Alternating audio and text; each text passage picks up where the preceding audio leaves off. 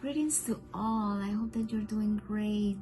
Thank you so much for being with me always. Today I decided to do this video in English because I have some people who are following me also who are English speakers, and I also want to give them the opportunity to not have to read subtitles or anything like that. So I just want to be as fair as I can. Thank you so much for your help and cooperation in this. This topic that I want to talk about today is really controversial, and it's being the subject of debate in the whole world, I would imagine. I have no doubt about it. This is about Imane Khelif. Many of you, I'm sure, have heard of her. She's one of the competitors at the Olympics. She's a female boxer who was born in Algeria and right now is competing at the Olympics.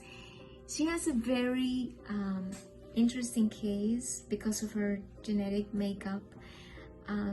Normally when a man is born, he usually has what is called like the XY chromosome, and the woman has the XX chromosome. But not everything in life is black and white, and some people who have a female body happen to have an XY chromosome, and some people with a male body happen to have an XX chromosome.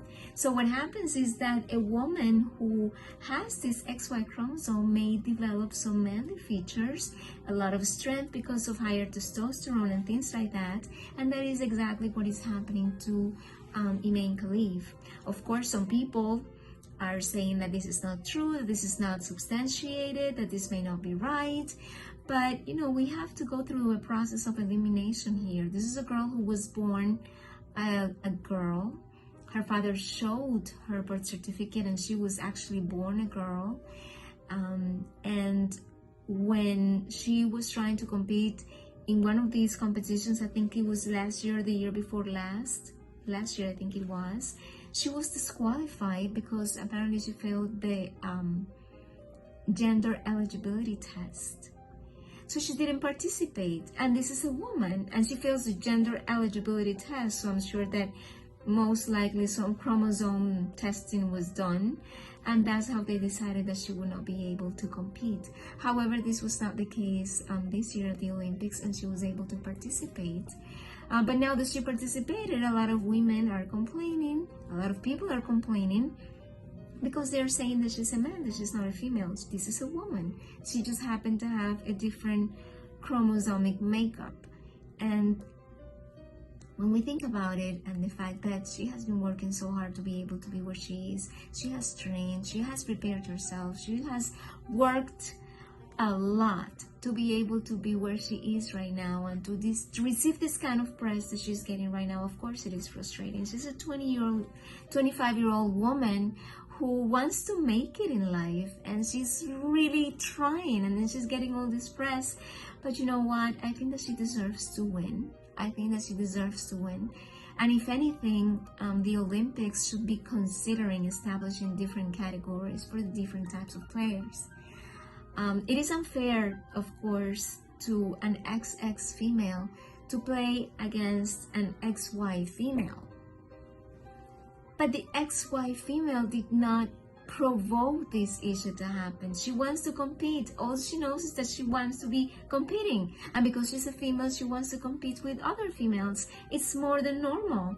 She expresses herself like a female. She cries the way females do. I mean, of course men also cry, but she's like in front of everybody she started crying because she feels frustrated. I'm sure that she does feel a certain degree of frustration after doing everything she has been able to be the best she can be, and yet she gets all this criticism.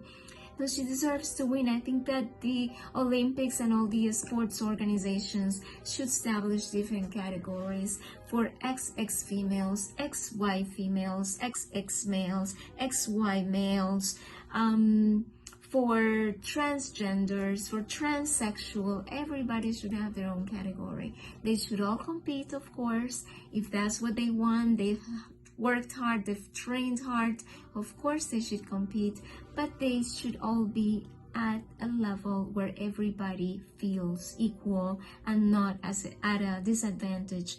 And I am hoping that the organizations at some point see this and I'm sure other people will suggest it as well. But that is the way it should go, so that we don't have inequality, so that we don't have people protesting, so that we don't have people complaining that this is just so unequal. Even though right now, because it started like that, it should continue like that. And I do think that she should win just because of all the nonsense that she has been facing, and because she has trained so hard. And she was disqualified last time when all the females were also competing, and I think that she deserves that medal. She deserves every medal that she can have in the competition, and I'm sure that she's a professional and she will play very clean, and I think that she deserves it. But of course, I would love for you to also comment. Share with me your thoughts, your experiences, your interests when you come to talk about this topic, to see what consensus or what kind of conclusion we can draw. But that's the way I think it should happen. But if you have a different idea, of course we can share it. But remember, this woman is a female. She has a female body. She just has a different chromosomic makeup.